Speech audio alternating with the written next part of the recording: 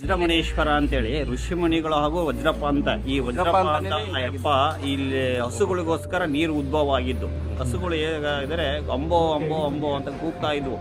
ಈ ಕಾಡಲ್ಲಿ ಎಲ್ಲಿ ನೋಡಿದ್ರೆ ನೀರು ಇರಲಿಲ್ಲ. ಅಲ್ಲಿ ಇದ್ದಂತ ಬಿದಿರು ಕಂಬ ಮತ್ತು ಬಿದಿರದ ಜಳ್ಳೆಯಿಂದ ಮತ್ತು ತಾಳೆಗರಿಯಿಂದ ತನ್ನ ಕತ್ತನ್ನು ಕೊಯ್ಕೊಂತಾನೆ ಅಪ್ಪ. ಕತ್ತು ಕೊಯ್ಕೊಂಡು ಬಂದಂತ ರಕ್ತ ನೀರಾಗಿ ಪರಿವರ್ತನೆಗೊಳ್ಳುತ್ತೆ.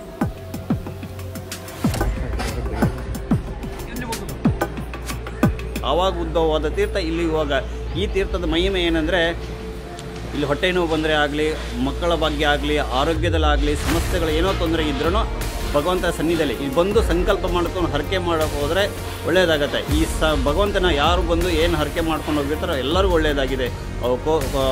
ಆಸ್ತಿ ವ್ಯವಹಾರದಲ್ಲಾಗಲಿ, ಮಕ್ಕಳ ಭಾಗ್ಯದಲ್ಲಾಗಲಿ, ಮದುವೆ ಆಗಲಿ, ಯಾವುದೇ ಒಂದು ರೀತಿ ನಿಮ್ಮ ಸಕಲ ಕಷ್ಟಗಳು ಏನಿದೆ ಭಗವಂತನ ಹತ್ರ ಬಂದು ಸಂಕಲ್ಪ ಮಾಡ್ಕೊಂಡು ಹೋದರೆ ಇಷ್ಟಾರ್ಥಗಳು ಅತಿ ಬೇಗ ಶೀಘ್ರವಾಗಿ ನೆರವೇರ್ತವೆ.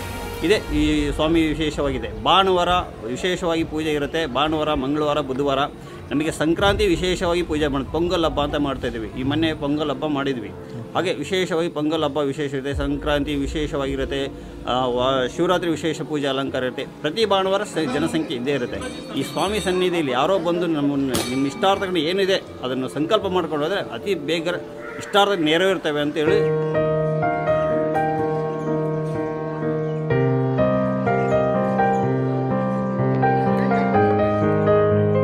ಶ್ವರ ಸ್ವಾಮಿ ನಮ್ಮ ಮನೆ ದೇವರು. ಸುಮಾರು ವರ್ಷದಿಂದ ಒಂದು 70-80 ವರ್ಷದಿಂದ ನಾವು ಪೂಜೆ ಮಾಡ್ತೀವಿ. ಅಂದರೆ ನಾವಿಲ್ಲಿ ಏನು ಅಂದ್ಕೊಂಡ್ರೂ ಎಲ್ಲ ಒಳ್ಳೆಯದಾಗುತ್ತೆ. ನಾವೇನಾದರೂ ಹರಕೆ ಕಟ್ಕೊಂಡ್ರೆ ಅದು ಆಗುತ್ತೆ.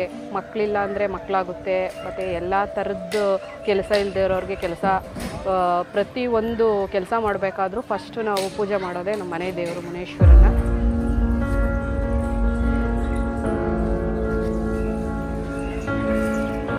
ಹೆಣ್ಮಕ್ಕಳಿಗೆ ಮದುವೆ ಯೋಗದಲ್ಲಾಗಲಿ, ಆರೋಗ್ಯದಲ್ಲಾಗಲಿ, ಸಂಕಲ್ಪ ಏನೋ ಒಂದು ಸಂಕಲ್ಪ ಮಾಡ್ಕೊಂಡು ಹೋಗೋದ್ರೆ ಇಷ್ಟಾರ್ಥಗಳು ನೆರವೇರ್ತವೆ. ಅದೇ ವಿಶೇಷವಾಗಿ ಇಲ್ಲೇ ಭಾನುವಾರ, ಮಂಗಳವಾರ, ಬುಧವಾರ ವಿಶೇಷವಾಗಿ ಪೂಜೆಗಳು ನಡೀತಾ ಇರುತ್ತೆ. ಪ್ರತಿದಿನ ಪೂಜೆ ಇರುತ್ತೆ. ಬೆಳಗ್ಗೆ 6:30ಯಿಂದ ಸಂಜೆ 5:30ವರೆಗೂ ಪೂಜೆ ನಡೀತಾ ಇರುತ್ತೆ.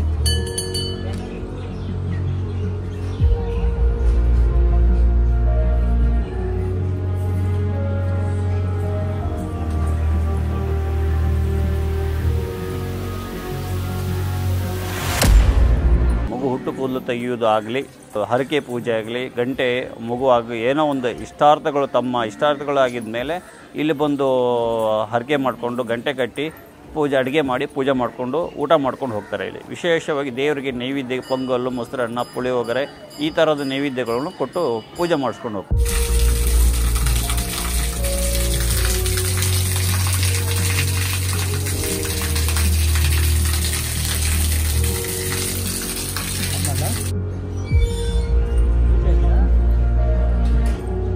ಜಮೀನು ಕೆಲಸಗಳಿಗೆ ನಮಗೆ ಏನಾದರೂ ಒಂದು ಕಷ್ಟ ಅಂತ ಬಂದರೆ ನಾವು ಫಸ್ಟ್ ಬಂದು ಕೇಳೋದೇ ನಮ್ಮ ಇಲ್ಲಿ ಮುನೇಶ್ವರನ ಸ್ವಾಮಿನ ಕೇಳ್ತೀವಿ.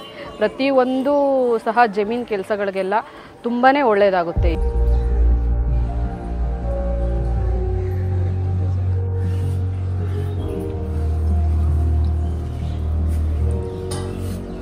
ಗ್ರಾಮದಲ್ಲಿ ಯಾವುದೇ ಒಂದು ಹಸು ಕರು ಹಾಕಿದ್ರು ಆ ಗಿಣ್ಣು ಎಡೆ ಮಾಡಿ, ಹಾಲು ತಂದು ಗಿಣ್ಣು ಎಡೆ ಮಾಡಿ, ಆ ಗಿಣ್ಣು ನೈವೇದ್ಯ ಮಾಡಿ ತೊಗೊಂಡೋಗಿ ದೇವ್ರ ನೈವೇದ್ಯ ಮಾಡಿದ ಮೇಲೇ ಹಸುಗಳು ಹಾಲು ಕೊಡ್ತಾ ಇರುತ್ತೆ. ಆ ಹಾಲು ಅಪ್ಪಿತಪ್ಪಿ ಏನಾರ ನಾವು ಹಾಲು ಕೊಡಲಿಲ್ಲ ಅಂದರೆ ಹಸುಗಳು ಕೆಚ್ಚಲು ಬಾವು ಬರುತ್ತೆ.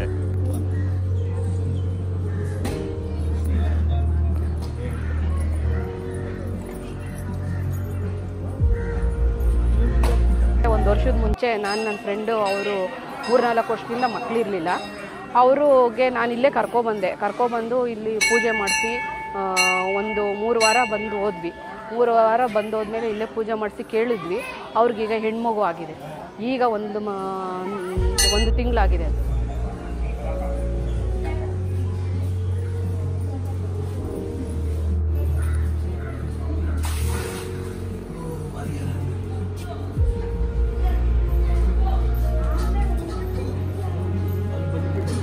ಹಾಲು ತೊಗೊಂಬಂದು ನೈವೇದ್ಯ ಮಾಡಿ ಗಿಣ್ಣು ತೊಗೊಂಡೋಗಿ ಇಲ್ಲಿ ಬಂದಂಥ ತೀರ್ಥ ಮತ್ತು ಭಸ್ಮವನ್ನು ತೊಗೊಂಡೋಗಿ ಹಸುಗಳಿಗೆ ಹಾಕಿದರೆ ಅವು ಯಾವುದೇ ಒಂದು ರೋಗ ರುಜಿನಗಳು ಬರಲ್ಲ ಅಂತ ಆವಾಗಿಂದ ಪದ್ಧತಿಗಳು. ಅದಕ್ಕೋಸ್ಕರನೇ ಇಲ್ಲಿ ವಿಶೇಷವಾಗಿ ಹಸುಗಳಿಗೋಸ್ಕರ ನಡೀತಾ ಇದೆ ಇಲ್ಲಿ ಆ ಉದ್ಭವ.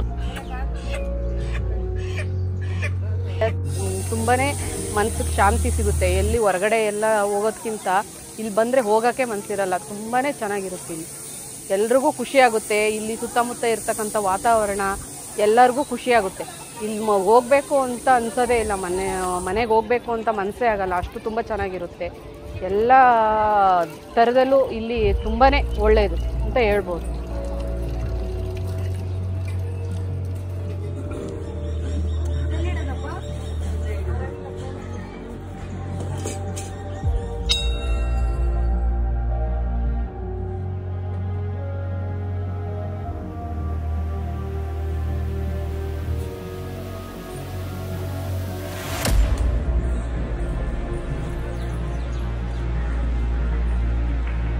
ಈಶ್ವರ ಕಾವಲುಗಾರರಿಗೆ ಬಲಿ ಕೊಡ್ತಾರೆ.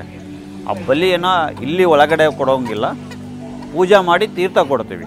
ತೀರ್ಥ ಅಭಿಷೇಕ ಮಾಡಿ ತೀರ್ಥ ಕೊಡ್ತೀವಿ. ಅದು ತೊಗೊಂಡೋಗಿ ಆ ಕಡೆ ಹಾಕಿ ಕಟ್ ಮಾಡ್ಕೊತಾರೆ. ಅದನ್ನೇ ಅಲ್ಲಿ ಅವ್ರವ್ರ ಮನೋಭಾವ ಅದನ್ನೇ ಕಟ್ ಮಾಡಿ ಇಲ್ಲಿ ಅಡುಗೆ ಮಾಡಿ ಊಟ ಮಾಡ್ಕೊಂಡು ಹೋಗ್ತಾರೆ.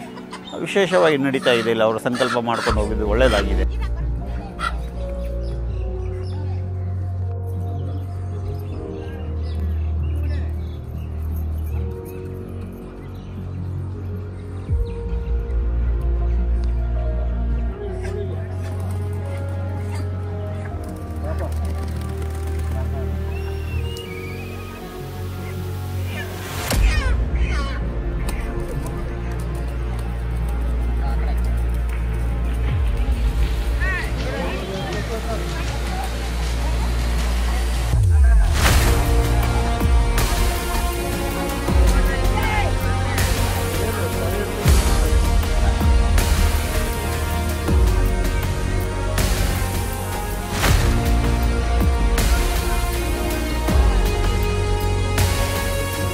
ತುಂಬ ಭಕ್ತಿ ಇದೆ ಇಲ್ಲಿ.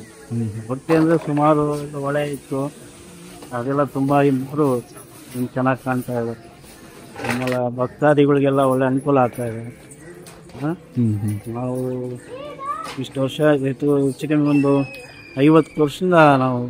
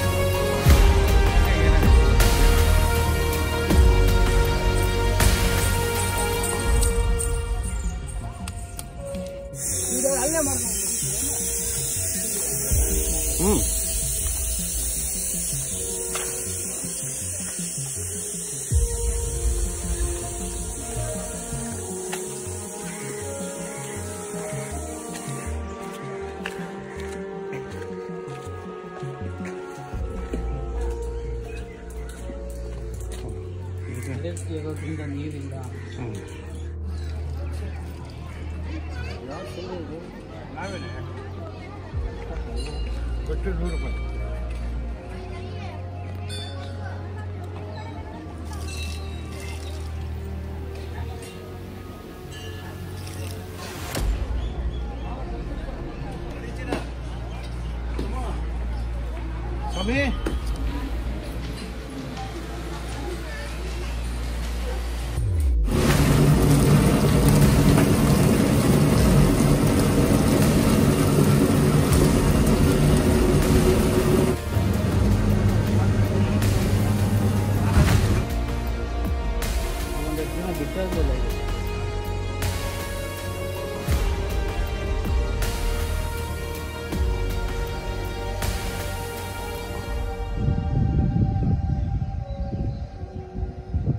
ಇಲ್ಲಿಗೆ ಈ ವಿಡಿಯೋನ ಮುಗಿಸ್ತಾ ಇದ್ದೀನಿ.